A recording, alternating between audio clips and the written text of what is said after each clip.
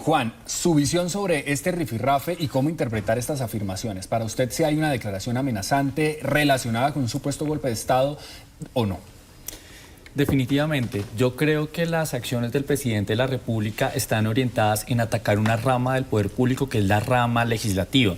Es decir, cuando nosotros estamos hablando de golpes institucionales es un tema muy grave porque en el equilibrio y en el concepto de democracia se necesita respetar las instituciones. Y el Congreso es hoy por hoy y siempre lo ha sido como el mayor órgano deliberativo, representativo, participativo, donde están todas las fuerzas políticas, económicas, sociales y tiene que haber un gran respeto. Es decir, si hay una unidad nacional, no está en cabeza el presidente de la República, está en el Congreso de la República. Pero el presidente nos ha convencido, el presidente nos ha convencido de que el concepto democrático y de que ese voto popular del que él habla es que tenemos que estar sometido a lo que piensan 11 millones de colombianos cuando en Colombia hay más de 50 millones de colombianos. Es decir, todos tenemos derecho a tener esta representación. Las comisiones constitucionales, como está dividido el Congreso de la República, pues tienen unas tareas específicas. Nos dicen 8 senadores fueron los que renunciaron al tema de la reforma laboral. Es un exabrupto porque ellos tienen un mandato constitucional y legal y un marco representativo y ese es el marco de sus funciones. Entonces, si el presidente ataca al Congreso de la República, sí podemos hablar de que hay un golpe de Estado. Cuando se convocan marchas en contra de una corporación pública, sí es un golpe de Estado. Por eso el presidente estaría deslegitimando de alguna manera los mecanismos de participación ciudadana porque uno no puede convocarlos en contra de una corporación pública como es el Congreso de la República.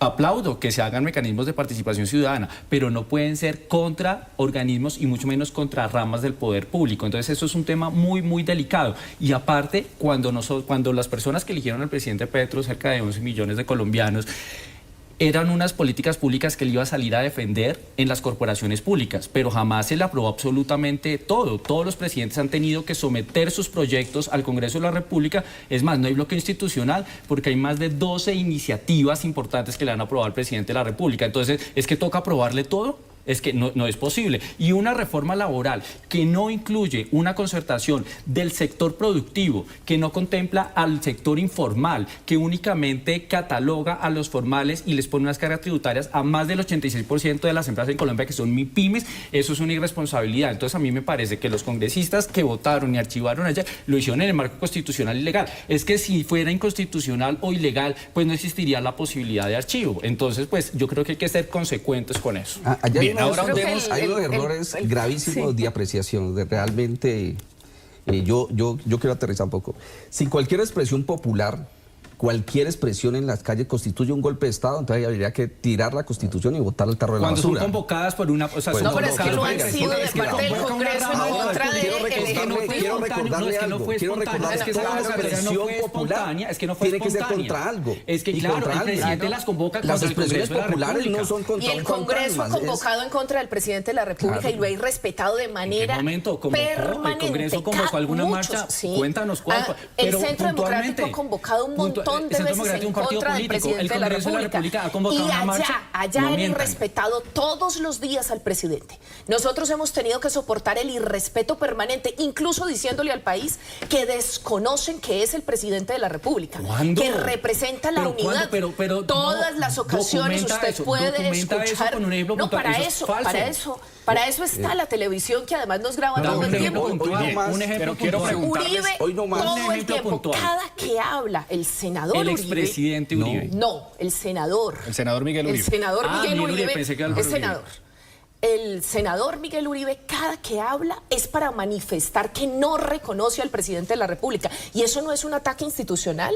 ¿O es un ataque institucional solamente cuando es de un lado para otro? Nosotros hemos tenido que ver todo el tiempo, no solo al Centro Democrático, también a un montón de partidos, también a integrantes de otras bancadas, del Partido Liberal, entre otras, que atacan de manera deliberada al presidente. El presidente tiene derecho a defenderse y tiene derecho a defender la institucionalidad. Es decir, a defenderla, no atacarla, por supuesto, lo que hace es y eso atacarla. es lo que hace, es defender la institucionalidad. Atacando al Congreso de la República, convocando marchas en contra del nosotros también Congreso somos del Congreso de la República. República. Nosotros no estamos por fuera del Congreso de la República. Y lo que estamos diciendo, el mayor ataque al Congreso de la República fue haberlo cerrado. Cerrar las puertas del Congreso de la República es un ataque a los ciudadanos. ¿De orden público? ¿Cuál orden público? Cuando hay unas marchas, que dejen que la gente entre a protestar, a decir, a manifestarse. Es que los estudiantes del SENA no son ninguna amenaza. Senadora, pero permítame, los estudiantes del SENA, como decía aquí el representante, no son ninguna amenaza. Son estudiantes. Y hay que respetarlos también, porque aquí se acostumbró la derecha a que hay que respetar a la gente simplemente porque sale a manifestarse. El mayor síntoma de violencia es impedir que se manifieste la ciudadanía. Senadora, quiero preguntarle para concretar el debate en la consulta popular de fondo. Juan, quiero preguntarle por este tema de la consulta y a qué se puede, cómo se puede usar, cómo se puede preguntar para que sea viable constitucionalmente hablando. Bueno, pues primero varias cosas. A mí una de las preocupaciones de ayer fue las palabras del ministro Antonio Sanguino cuando dice que va a sacar vía decreto 9 decretos que todavía no conocemos para empezar a imponer de alguna manera la reforma laboral. Y las otras preguntas pues van a consulta popular. ¿Por qué es innecesaria o digamos por qué hacer un ejercicio muy desgastante para el Estado convocar la consulta popular? Porque si bien es cierto, una vez el Senado de la República la acepte y salgamos a las calles y obtengan esas mayorías que se dicen que tienen de esas bases populares, suponiendo que todo marche de acuerdo al plan del presidente, al final del ejercicio las consultas populares no introducen modificaciones directas al ordenamiento jurídico. ¿Qué quiere decir esto? Que ese mandato de esa respuesta que salga de la consulta popular tiene que volver al Senado, tiene que volver al Congreso.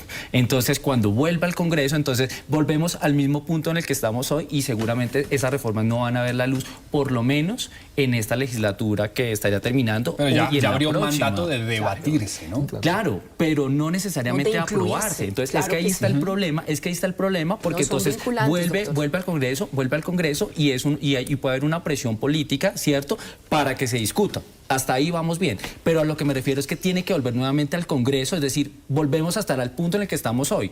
Lo que sí parece que contendría la reforma que contendría la consulta popular es un interés político electoral, porque estamos en año preelectoral. Esto va a tener un impacto necesario en el 2026 y también siento que es un riesgo que está asumiendo el gobierno nacional, que cree tener las mayorías para poder sacar ese sí. Y el problema y la gran pregunta es qué pasa si la pierden. O sea, ¿estarán en la disposición de respetar o nos vamos a inventar algún, ya no bloqueo institucional, sino algún otro tipo de bloqueo para justificar un bloqueo ciudadano? Sería lo que nos faltaría. Entonces, digamos, eso también tendríamos que tenerlo en carta blanca, porque el gobierno y, digamos, el nivel de aprobación del presidente y todo, no solo le da ni para cumplir, ni para completar el umbral, y mucho menos para obtener ese sí mayoritario.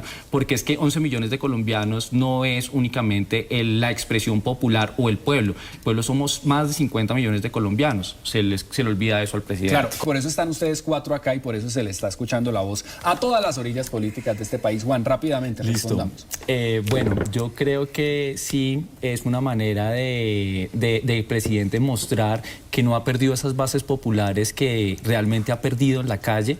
Siento que esto es un intento también como desesperado Siento que el gobierno se acaba cuando se anuncia esta nueva campaña, digamos, de consulta popular, porque ahora el presidente, los ministros y todo el alto gobierno va a estar volcado a las calles haciendo activismo político, pero no resolviendo los asuntos más importantes del país. Vamos a tener un desgobierno más del que hemos tenido. Entonces, pues esa es una preocupación que tenemos claramente marcada.